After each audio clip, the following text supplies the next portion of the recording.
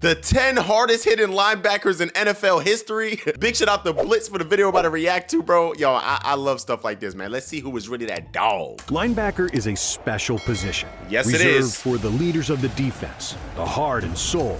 But maybe even more importantly, the absolute psychos who never turn down Damn! contact. Oh my so, gosh. Get out your cowboy collars, because these are the 10 hardest hitting linebackers in NFL history. Damn! Starting I know Ray with Lewis Patrick is on the Willis, list. a guy who could have been higher on this list had he played longer. Wait, I think I know who that despite is. having an injury-shortened career, in the time that he was on the field, he absolutely wrecked guys. In 2007, I ain't gonna lie, he was as a a legend, rookie actually. I on know the who that is. 49ers, he led the NFL in tackles. Then Damn. in 09, he did it again. But Oh he my wasn't satisfied gosh. with just making tackles. I'll be one of the best linebackers to ever play this game. He wanted to blow players up. Willis said, My mentality when I'm going against anyone is be the hammer, not the nail. and when he nailed an opponent, the Oh! entire stadium could feel it. Oh In a my 2009 gosh. game against the Jets, Willis was blocked to the ground late in the second half. So when he spotted receiver Brad Smith running across the middle, he was ready to get revenge. Just as Smith was being tackled from behind, Willis delivered a ferocious hit. Ah! Oh my gosh, he like broke his back, The blow bro. folded Smith's upper body backward like a lawn chair, knocking him out of the game. Willis told Wow. ESPN, you get angry, you get mad, you just go and just put it all on someone else. And sometimes that's true, that bro. means hitting a guy so hard his mouthpiece comes out, which is what Damn. Willis did to Giants fullback Henry Romanowski in the 2011 NFC title Hey, I'm a Giants fan. Don't disrespect my favorite team, bro. game. Willis's special ability as a tackler helped him become Wow. a 5-time All-Pro and Hall of Famer in just 8 seasons. And his destructive power was fine-tuned by the coaching of another tackling machine, Mike Singletary, who was all about toughness, desire, and leadership. As a player, Singletary patrolled the middle of the field with wild-eyed passion. The broadcast loved zooming in on his maniacal expressions. And when you see that looking at you from across the line of scrimmage, even the greats can get intimidated. Like Hall of Fame running back Eric Dickerson, who thought, this guy's going to kill somebody. But No way, he Singletary actually thought that. played That's under crazy. control. You can't be the centerpiece on one of the best defenses of all time, the '85 Bears, and not have discipline and smarts. He said his eyes got big because he was trying to read the offense, and knowing what was coming allowed him to hit people hard. Wow. So hard that every time Singletary would make a Damn, tackle, he jumped would over the- scream or make a wild noise, which earned him the nickname Samurai Mike. And the Samurai Yo, imagine you about to get tackled and you hear,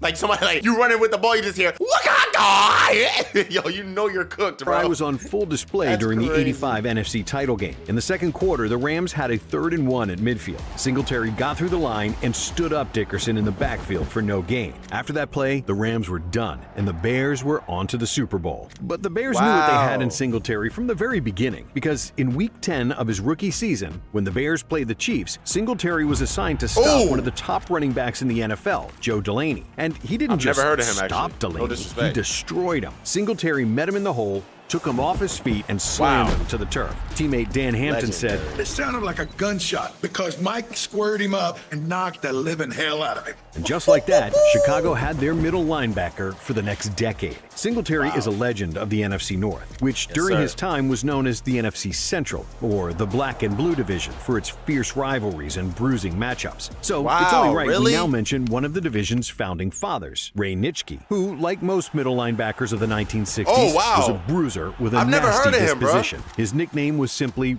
Bro, is this blood? What the bro, they played different back then, bro. I ain't gonna lie. I don't think today's like people would survive back then, bro. They were trying Wild Man, for obvious Wow. reasons. And no one from the Bears, Vikings, or Lions was safe when they faced Nitki and the Packers. He tried to break his opponent's will, one hit at a time, saying you Jeez want them to Louise. be a little shy and a little shyer the next time. You want them to remember you're in there. The Packers built a legendary defense in the 60s, with Nitki as the unquestioned leader. During Super Bowl II, he set the tone on the game's first play, when he sent the Raiders' Hewitt Dixon cartwheeling through the air with a tackle. Nitki only knew one way to play, and that was all out. That meant he was a terror on the practice field, too. Didn't That's matter him? if you were in shorts and t-shirts, you always buckled your hat when you went close to Raymond, because he was going to hit you. His teammate Jerry Really? Kramer said. Nitschke would have enjoyed watching a relentless punisher like Junior Seau smash opponents to pieces. And that's exactly what Seau did for 20 years in the NFL. Yo, rest in peace, man. Everybody go in the comments, rest in peace. I don't know if they're gonna talk about it, but in case they don't, he actually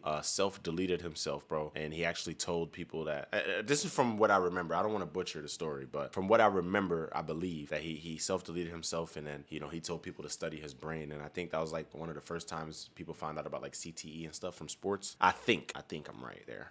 You know, I don't want to butcher that. Let me look it up just in case. Oh yeah, so it wasn't him. It was his family who donated his brain to research, bro, from what I looked up. So yeah, man, rest in peace, bro. Go in the comments. He was fearless against blockers and ball carriers at the point of attack. He didn't just wreak havoc on a blitz or in short yardage either. You weren't safe from Seau 50 yards downfield. In 1991, the Chargers were playing the Seahawks. Seattle's Tommy Kane caught a long pass and then tried to run for more yards when a hustling Seau caught up to him. And he went limp once I hit him, Seau said. Wow. Of course, Seau's body paid a heavy price for the way he played. When you put on a good hit, it hurts you too. A few years before he left the game, he knew his post-playing days would be rough. When we're 50, 40 years old, we probably won't be able to walk, he said. And despite that, he always played with fearlessness and passion, which made him one of the most well-respected players to ever lace him up. But Bill Romanowski didn't receive much respect from his colleagues. Do you think today's players are going to have to deal with that much pain in their post-career? Because I feel like it's a lot more safer now than it was back then. Leagues around the league, because while he was a master disruptor, Romanowski often used the dark arts to do so. I was upset at Romanowski, not because he was white and spit in a black guy's face,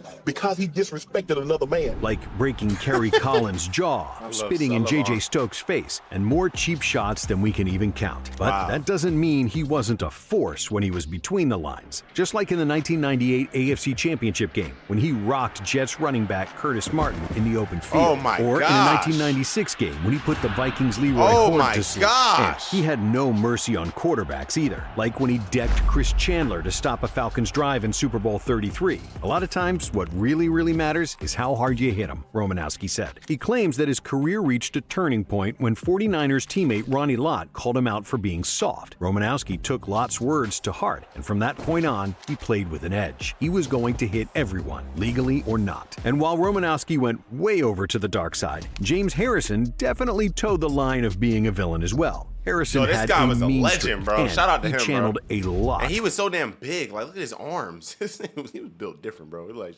of rage, starting with his rough childhood, then being undrafted out of college, then getting cut 4 times, then not starting until he was 29. Yeah, a lot of people had to pay, including Ed Reed. Back in 2007, Harrison was playing on defense and special teams in a Monday night game against the Ravens when he jacked up Reed on a punt return, forcing a fumble. It was part of a huge night for Harrison, where he had 3.5 sacks, 3 forced fumbles, and 10 total tackles. Man, what a beautiful game. After that, he was officially a star. But even once he became a household name, he still played with the same rage and passion that got him there. My objective in tackling someone was to put them out of that game, he said. Hey, I don't respect trying to hurt somebody, but I do understand being an underdog, bro. Like, bro, people doubt you. You got to let them know I'm him, bro. I'm him. I didn't want to injure them, but I wanted them to hurt and not be able to finish that game. And that's exactly what he did in a 2010 game against the rival Browns. First, he lined up a defenseless Josh Cribbs, his college teammate at Kent State, and put the crown of his helmet right into the side of his head. Then he launched himself at Mohamed Massaquoi and connected. At the time, the league was trying to— Excuse my language, Nate, bleep that, but this is— dude, is he the reason why they changed those rules? Because thank God they changed those rules. Somebody was gonna die, bro. That's crazy. To make the game safer, so they decided to punish Harrison for the hit on Massaquoi. And since he was deemed a repeat offender, they fined him $75,000. Harrison said, "If I had known they were gonna fine me $75,000, I would have tried to kill him." But he still didn't learn his lesson, or maybe he just loved tormenting the Browns, because in 2011, he cleaned Cleveland QB Colt McCoy's clock too. But we can't talk about Steeler enforcers without mentioning Jack Lambert, who could scare opponents just by looking. Bro, look how he looked. He had no teeth. At him. John Elway had to face Lambert's Steelers in the first game of his career and said, Jack Lambert, he's got no teeth. He's slobbering.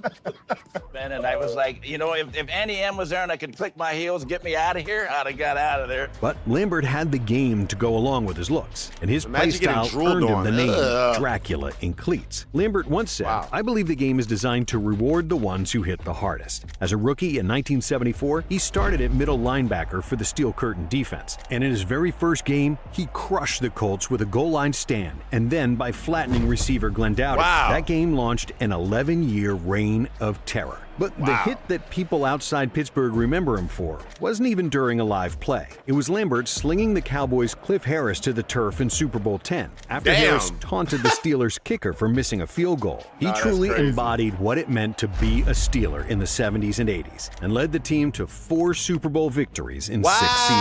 But every legend— Damn, the Steelers used to be good? Legendary defense has a player who's the unit's heart and soul. The Steel Curtain had Lambert, and the Big Blue Wrecking Crew had Lawrence Taylor. LT had generational athletic ability. His speed, power— Come on now, sign Lawrence Taylor jersey, bro. Look at the screen. You see that 56? Yeah, this is signed by him, bro. Legendary, dog. And insane mentality made him unblockable. Taylor was like a missile stationed on the edge of the Giants' 3-4 defense. Once he was locked on his target, he almost always brought the pain. Yes, sir. Normally, his target was the other team's quarterback, like former Eagles QB Ron Jaworski, who said he dominated the league for 10 years. Best defensive player I've ever seen. LT had 12.5 sacks against Jaws alone, and he held nothing back on those hits. Unfortunately, one quarterback who felt Taylor's wrath was never able to play another down again. In a Monday Night Football game in 1985, he flew off the edge, wrapping up Washington's quarterback Joe Theismann in the backfield and snapped Theismann's leg right in two.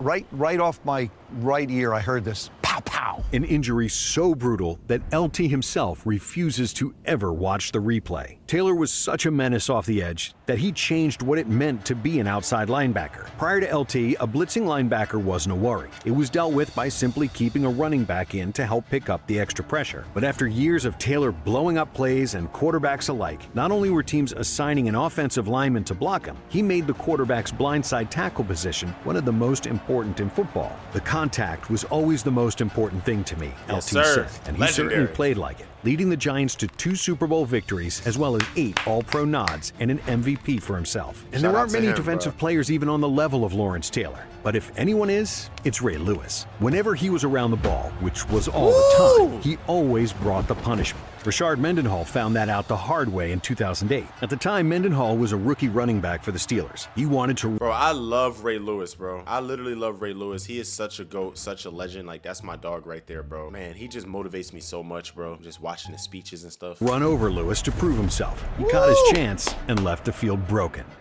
It cost me my shoulder, but I made my introduction. Said Lewis of the collision, the force was incredible. After the play, I wasn't screaming, he's hurt. I was screaming, he's done. Mendenhall broke his scapula and missed the rest of the season. When Lewis made a hit in the open field at full speed, everything went flying. Bodies, the ball, helmets, damn. Like when Lewis took Titans fullback Ahmad Hall's hat off in the 2009 playoffs. Or when he made the Jets' Dustin Keller go sideways in a 2010 game. Legendary quarterback Michael Vick said, "Only been afraid to play against one player in all my years of football. And that one player was Ray Lewis." Lewis is still the NFL's all-time solo tackler with 1,568 and combined tackler with 2,059 tackles. So he left a mark on many players over the year. And I'm sure Vic isn't the only one who feels that way. But only one player struck fear in the hearts of his opponents more than Lewis.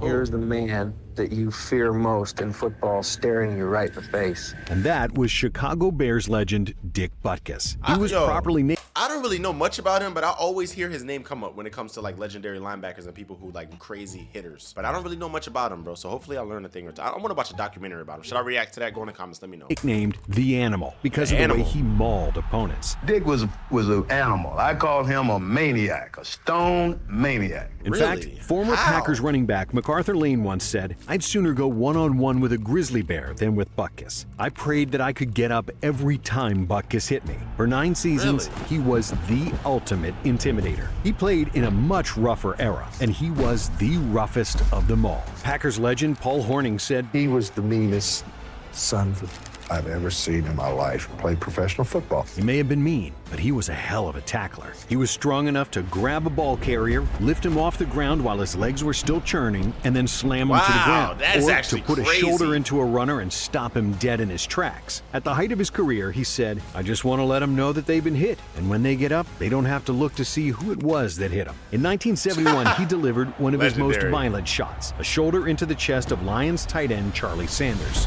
Oh!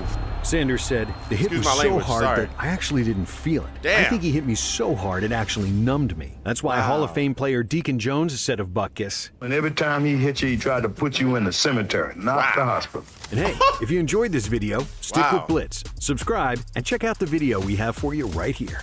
Hey, you know I love you, man. I'm definitely going to, I'm going to be checking out more of your videos, man, for sure, bro. Shout out to Blitz, he's a legend. Make sure y'all subscribe to him, bro. He's on the road to 100K, you know what I'm saying? Let me see where we at right now. I haven't uploaded in like 3 days. Yeah, bro, damn, bro, the channel's looking solid. Look at that, 28, 38, 36, 54. Like, we looking solid, man. Let's keep it up. Let's keep grinding, bro. Keep growing. We are at 73.9, almost basically 74,000 subscribers, bro. I really want to hit 100,000 by my birthday, which is February 24th. I want to hit 100,000 around the same time that I hit 1 million on my main channel, because that means I can get both of the plaques. We can get both of the plaques at the same time. So we're at 975 on this channel. Yeah, we're at 975, 74 here. So we're like, you know what I'm saying? Like 75, 74. So for both channels, we need like a combined like 25,000 more subs, which is crazy, bro. That's a lot of subs, but man, we could do it, bro. You know what I'm saying? Hey, if you're subscribed here and not on my main channel, go sub to the main channel. If you're subbed on my main channel, not here, subscribe here, bro. Show love. We're trying to hit it, man. You know what I'm saying? I love y'all so much. I appreciate it. Y'all the best, man. And I'll see y'all the next one, man. It's your boy Eli Mack. Make sure you put God first always. You know what I'm saying?